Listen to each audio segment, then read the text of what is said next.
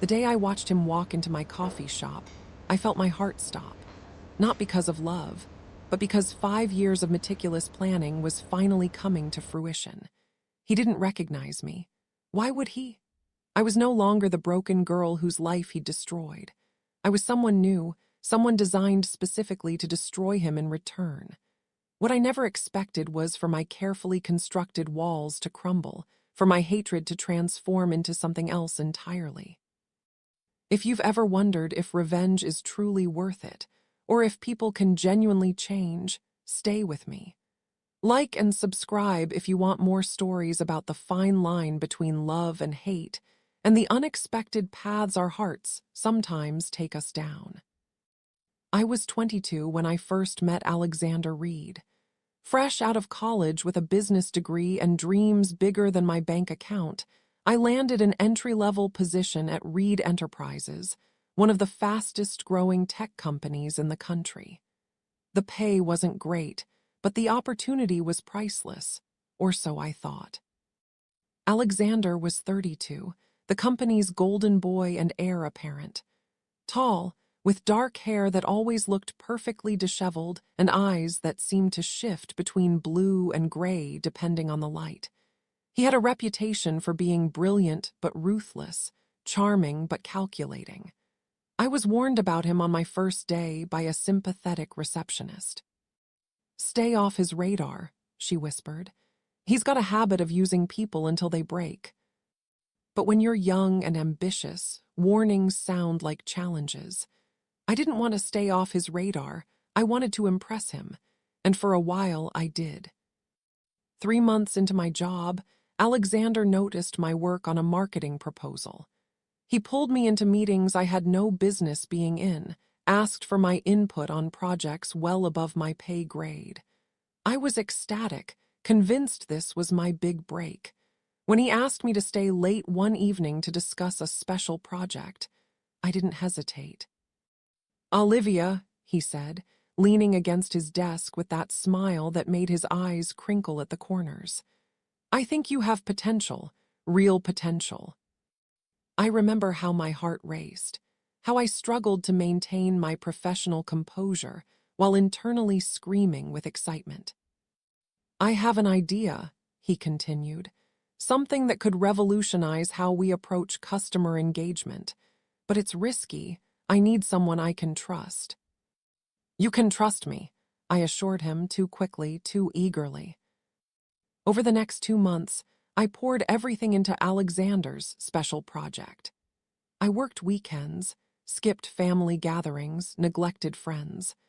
I built financial models, created presentations, developed marketing strategies, all based on his revolutionary idea for a customer engagement platform that would supposedly change the industry. The night before our presentation to the board, Alexander called me. "Change of plans," he said, his voice oddly flat. "The presentation's been moved up. It happened this morning." My stomach dropped. This morning, but I wasn't. "You weren't needed," he cut in. "I handled it." "But we were supposed to present together. All my work was very helpful," he finished. "The board loved it, or rather they loved my refinements of it." I felt sick. "Your refinements?" "Olivia," he sighed, as if I were being unreasonable. "This is business. The idea needed a more experienced touch. You'll get credit in the acknowledgments section of the proposal." The acknowledgments section, like a footnote in someone else's success story. But that wasn't even the worst of it. The next day, I was called into HR. Apparently, there had been concerns about my recent work performance. According to reports I later learned came directly from Alexander, I had been making careless mistakes, missing deadlines, and displaying a problematic attitude. I was fired.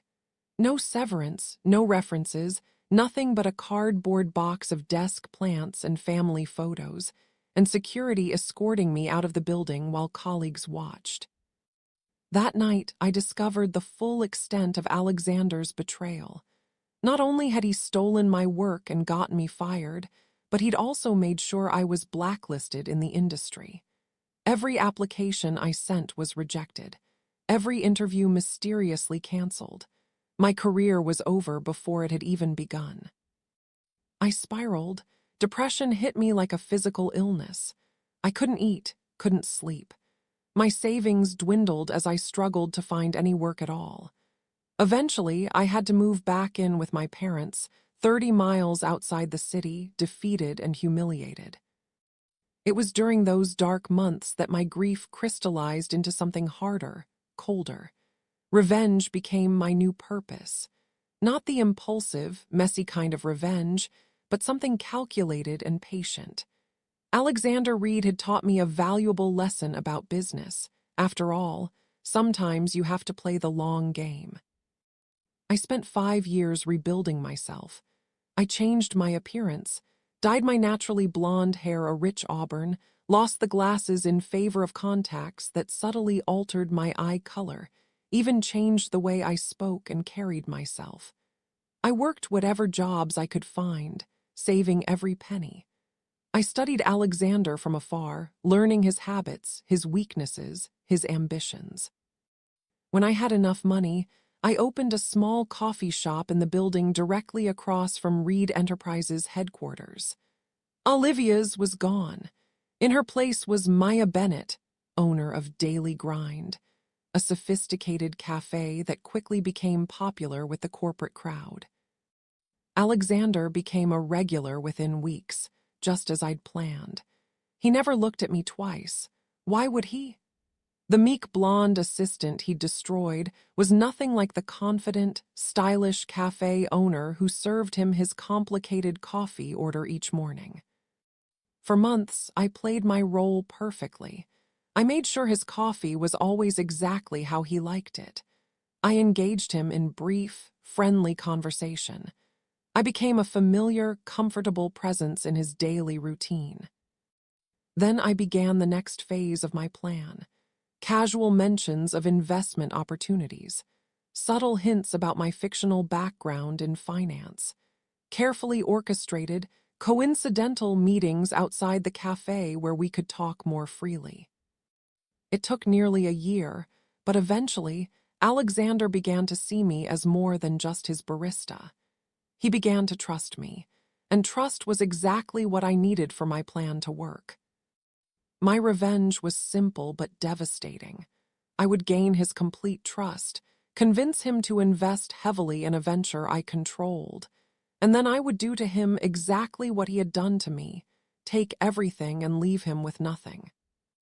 The irony was perfect. The man who had built his success on stealing others' ideas and crushing those beneath him would be brought down by the very person he'd once deemed insignificant. Everything was proceeding exactly as planned, until that rainy Tuesday in November when everything changed. Alexander came into the cafe looking nothing like himself. His normally impeccable appearance was disheveled, his eyes red-rimmed. He ordered his usual, but then just sat by the window, staring out at the rain, his coffee untouched. I should have been pleased to see him suffering. Instead, I found myself walking over to his table. "Bad day?" I asked, setting down a fresh pastry I hadn't charged him for. He looked up, seeming almost surprised to see me. "Bad year," he replied with a hollow laugh. Something in his expression made me sit down across from him. "Want to talk about it? I'm told I'm a good listener." For a moment, I thought he would refuse. Alexander Reid wasn't the type to show vulnerability, but then he ran a hand through his hair and began to speak. His father had died 6 months earlier. Heart attack, unexpected. The company was now entirely his responsibility, and he was drowning. The board was questioning his leadership. There were rumors of a hostile takeover. And just that morning, he discovered his fiancée had been cheating on him with his closest friend. "I don't even know why I'm telling you this," he said finally, looking embarrassed. I didn't know why he was telling me either. This wasn't part of my plan. Alexander Reid was supposed to be a monster, not a human being with problems and pain. Sometimes it's easier to talk to someone who isn't involved in your life, I offered, already standing to give him space. Your coffee's getting cold. He caught my wrist gently. Maya, thank you for listening. I nodded and walked away, my skin burning where he had touched me, confused by the conflicting emotions swirling inside me. That conversation changed something between us. Alexander began coming to the cafe at closing time, helping me stack chairs while telling me about his day. I found myself sharing stories too, carefully edited versions of my life that contained just enough truth to feel authentic. Weeks passed, and I kept telling myself I was still following my plan. Getting closer to him was necessary for my revenge, but the lines were blurring. I began to see sides of Alexander I never knew existed, his dry sense of humor, his genuine passion for innovation, his surprising kindness toward my staff. One evening, as we walked through the park after closing the cafe, he confessed something that shook me to my core. I've made a lot of mistakes, Maya, he said quietly. Hurt people I shouldn't have hurt, used people I should have valued. My heart pounded. We all make mistakes, I managed to say. He shook his head. There was this woman who worked for me years ago, brilliant, dedicated. I stole her ideas and then had her fired when she might have become a problem. He stopped walking, his expression pained. I've tried to find her to make amends somehow, but she disappeared. Olivia Parker. I don't suppose that name means anything to you. I felt dizzy, hearing my real name on his lips after all this time. No, I lied. Why would it? No reason, he sighed. I think about her sometimes. About who I was then. I'd like to think I've changed, but maybe that's just what people tell themselves to sleep at night. I couldn't speak. This wasn't how it was supposed to go. He wasn't supposed to remember me, let alone regret what he'd done. That night, I couldn't sleep. I paced my apartment, torn between the revenge I'd spent years planning and the uncomfortable reality that the man I'd come to know over the past months was not the same man who had destroyed my life. People can change. It's a platitude we tell ourselves, but is it true? Can someone who once caused such deliberate harm truly become someone different? And even if they can, does that erase what they did? I didn't have answers, only questions that kept me awake until dawn. The next phase of my plan was set to begin the following week. Alexander had already agreed to invest a significant amount in my fictional venture. All I had to do was take his money and disappear, leaving him financially wounded and publicly humiliated. Instead, I found myself sitting across from him at an upscale restaurant, picking at my food while he enthusiastically discussed the investment opportunity. I've had my legal team look over everything, he said, raising his wine glass. It all checks out. I think this could be the beginning of something amazing, Maya. The genuine excitement in his eyes made my stomach twist with guilt. This wasn't the calculating predator I'd prepared to destroy. This was a man who trusted me, who believed in me. Alexander, I began, not sure what I was going to say next. Alex, he corrected gently. My friends call me Alex. Friends, is that what we were? Or was I still his would-be destroyer, merely hesitating at the final moment? Alex, I amended, the name feeling strange on my tongue. I need to tell you something. But before I could continue, his phone rang. He glanced at it, frowning. I'm sorry I have to take this, it's the hospital. Hospital? That wasn't part of my extensive research on him. He stepped away from the table, his conversation too quiet for me to hear. When he returned, his face was ashen. I have to go, he said, already signaling for the check. It's my mother, she's had a stroke. Without thinking, I reached for his hand. I'll come with you. The surprise in his eyes was quickly replaced by gratitude. You don't have to. I want to, I said, and was startled to realize it was true. The hospital was cold and sterile, the waiting room filled with that particular tension unique to places where life and death hang in the balance. I sat beside Alexander, Alex, as he stared blankly at the wall, occasionally answering calls from family members. I learned more about him in those hours than I had in all our previous conversations. His mother, Elizabeth, had raised him alone after his father abandoned them when Alex was just 7. She had worked 3 jobs to put him through college, had supported every one of his dreams. She was his hero, his foundation. And now she might die. I held his hand when the doctor finally came out to speak with us. The stroke had been severe, but Elizabeth was stable. The next 48 hours would be critical. You should go home, Alex told me around midnight. Get some rest. You've already done more than enough. I shook my head. I'm staying. And I did stay, through that night and the next day. I brought him coffee from the hospital cafeteria, made sure he ate something, listened as he told stories about his mother. I watched him make calls to reschedule meetings, his voice firm even through his exhaustion, insisting that family came first. This was not the man I had planned to destroy. Or perhaps he was, but he had become someone else in the years since, just as I had. Elizabeth survived the critical period, when she was finally allowed visitors beyond immediate family. Alex insisted on introducing me. Mom, this is Maya, he said, his hand warm on my back. She's special to me.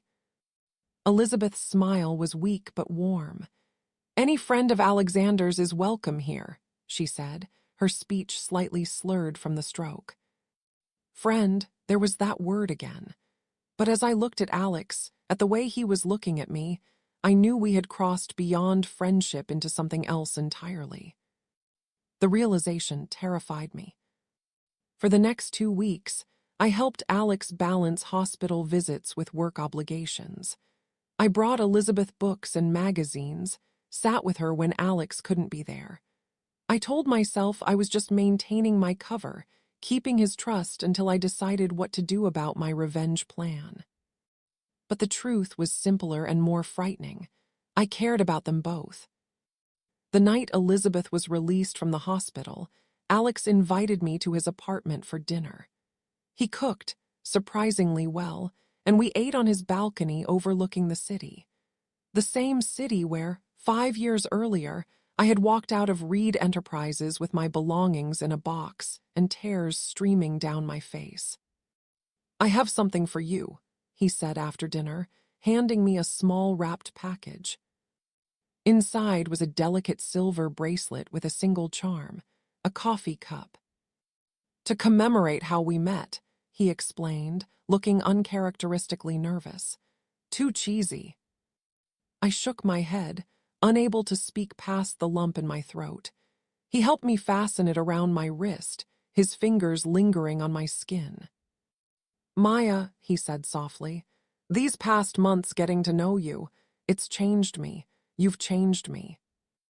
The irony was almost too much to bear. I had set out to change his life, but not like this. Never like this. Alex, I began, knowing I couldn't continue this deception any longer. There's something I need to tell you. But before I could continue, he leaned forward and kissed me. Soft, questioning at first, then deeper as I responded despite myself. My mind screamed that this was wrong, that I was betraying my own plan, my own principles. But my heart, my treacherous heart, had other ideas. When we finally broke apart, he rested his forehead against mine. I think I'm falling in love with you, he whispered. And God help me, I thought I might be falling in love with him too. That night marked a turning point. I couldn't go through with my revenge, that much was clear. But I couldn't continue living a lie either. The weight of my deception was crushing me, tainting every moment we spent together. I had to tell him the truth, even if it meant losing him. even if it meant facing the pain of my past all over again. I planned to confess everything the following weekend. We were supposed to drive to his family's lake house, just the two of us. It would be the perfect opportunity for an uninterrupted conversation. But 3 days before our planned trip, fate intervened in the form of Cassandra Wells, Alex's executive assistant. I was at the cafe, preparing for closing when she walked in. I recognized her immediately from my research, tall, impeccably dressed, fiercely loyal to Alex. "We're about to close," I said, wiping down the counter. "I know exactly who you are," she replied, her voice cold. "Olivia Parker." The mug I was holding slipped from my fingers, shattering on the floor. The sound seemed to echo in the empty cafe. "I don't know what you're talking about," I managed to say, kneeling to pick up the broken pieces. "Please," she scoffed. "Did you think no one would recognize you? You changed your hair, your name, but not your social security number on your business license. Sloppy." I stood slowly, a shard of ceramic cutting into my palm. The small pain,